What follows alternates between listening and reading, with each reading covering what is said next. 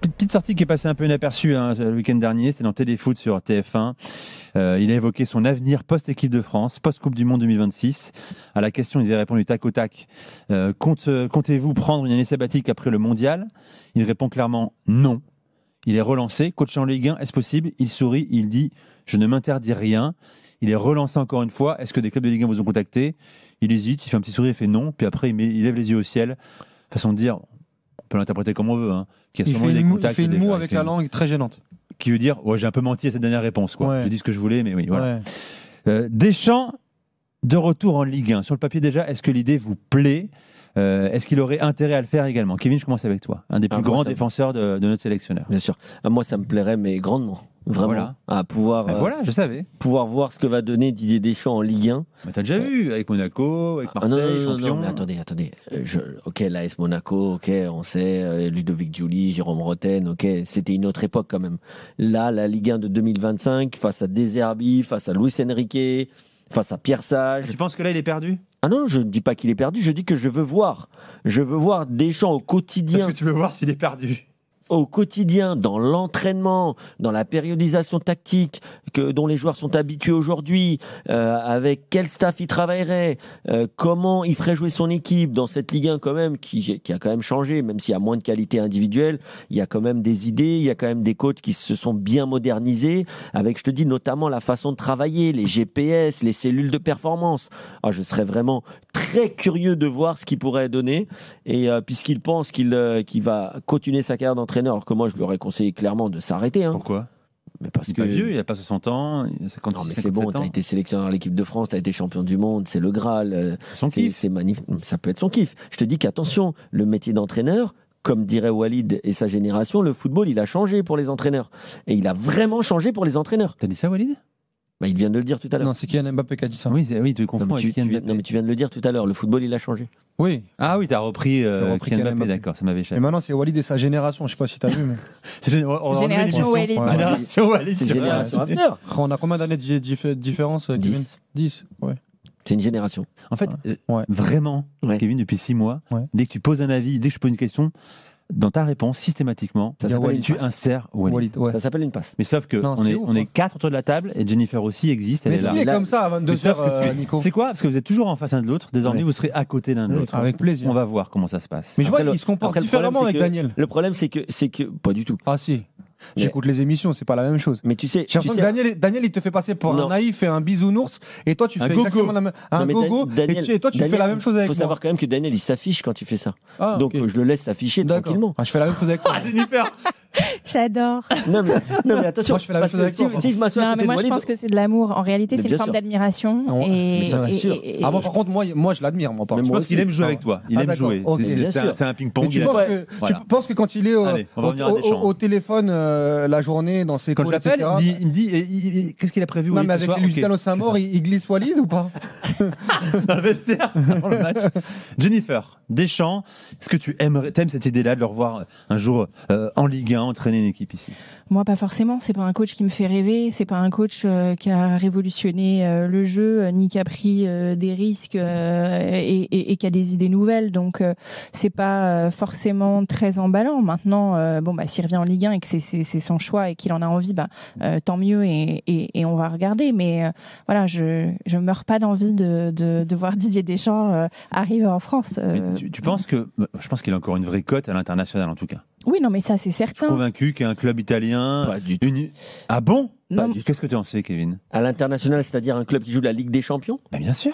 Ah, peut-être. Attention. On parle de Deschamps, là, sélectionneur, vainqueur de la Coupe du Monde, finaliste. Enfin, en même temps, Allegri, là, il est toujours un club. Voilà. Moi, je ne serais pas surpris qu'il a raison, donc. Comme la Juve à l'international ou à l'Italie? En Italie. À l'international.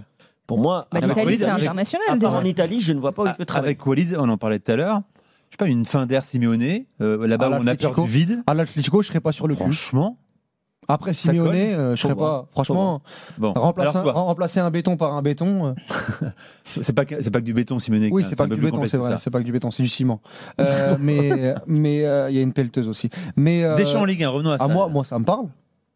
Ça te plaît? Ça me plaît. Déjà, ça manque de combat dans les émissions. Et donc, nous on va se régaler, c'est sûr. Moi, ce sera un combat. Donc, génération after. Voilà, donc on a besoin de ça, on a besoin de. Mais au-delà de ça, mais là, en fait, vous pensez à votre intérêt propre, vous pensez pas. Je sais pas, il me pose la question. Moi, c'est ce que j'ai dit. Non, mais il répond, il est comme Coman, il est honnête.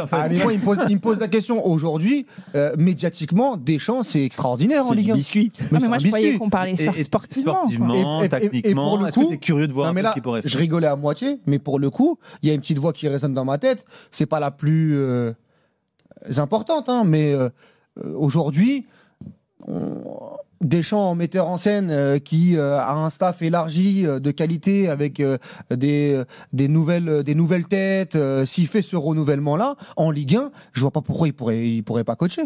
Aujourd'hui, à Lille, à Rennes, à Monaco, à Nice, s'il y a des repreneurs, je vois pas pourquoi. Bah oui. Déjà, Deschamps, je pense que Deschamps sera convoité par ces clubs-là. Parce que médiatiquement, parce que c'est une icône, parce que c'est une légende, parce que c'est un manager, parce qu'il a une image de dingue. À Nice, il vient de Monaco. Il a gagné partout. Il s'en fout, lui. Ouais. Il a dit il écarte rien. Dans Téléfoot, il a dit il écarte rien. En plus, il a l'ADN italien. Et en Italie, on a bien vu un Conte, il a fait l'Inter, la Juve, Sarri. Napoli, Sarri, Allegri. Donc bref, moi ça m'étonnerait pas.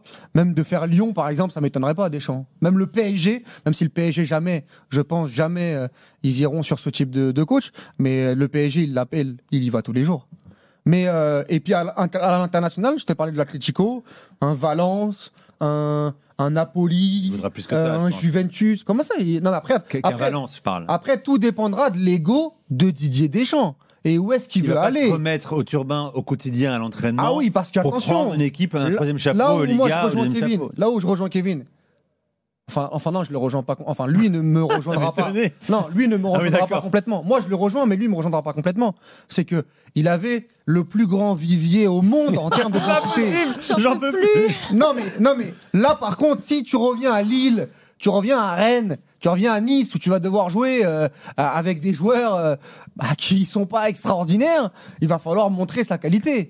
Donc la question qui se pose, c'est où est-ce que Deschamps va vouloir aller? Parce que moi, les offres, et là, de toute façon, il est déjà sur le marché.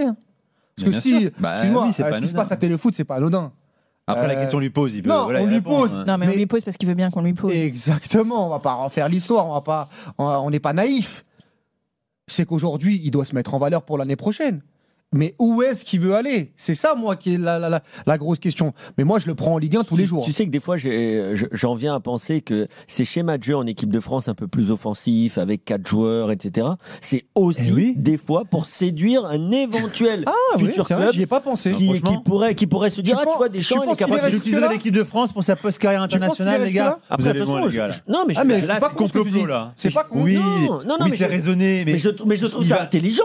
Son agent, son entourage, c'est qui son agent? C'est toujours Bernès?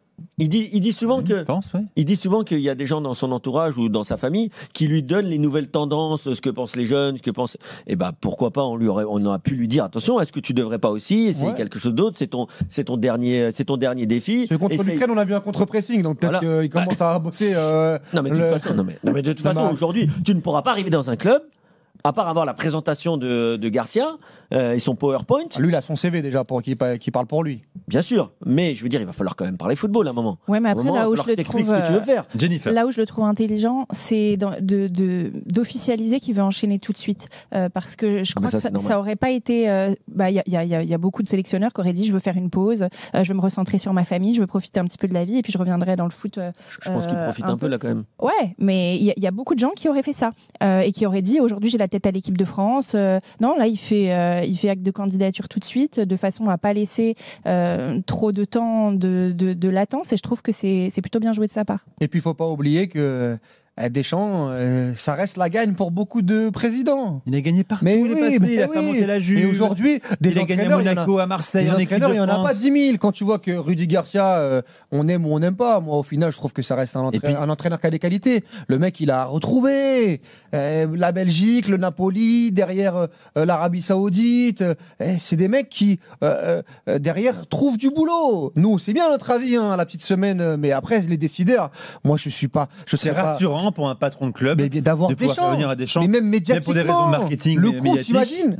Après, en Angleterre, dans ces matchs, dans ces équipes-là, le Barça, le Real, bon, je te parle pas de ça, mais il y a des clubs, avoir Didier Deschamps, Tu sais, quand ton club va mal ou quand ton club a fait une mauvaise saison. Tu imagines Didier Deschamps 2 fois par semaine en conf après match, tous les après-matchs. Pourquoi ? Après, Quel problème ? on peut avoir une agréable surprise. Hein. Mais j'ai pas l'impression qu'il aime parler de foot avec les gens, comme aujourd'hui les entraîneurs sont obligés de parler foot. Tu te rends compte le nombre de questions qu'on va lui poser et votre plan de jeu. Il va devoir se racheter une virginité, hein, le club, parce qu'en fait, mais après tu sais comment ça se passe.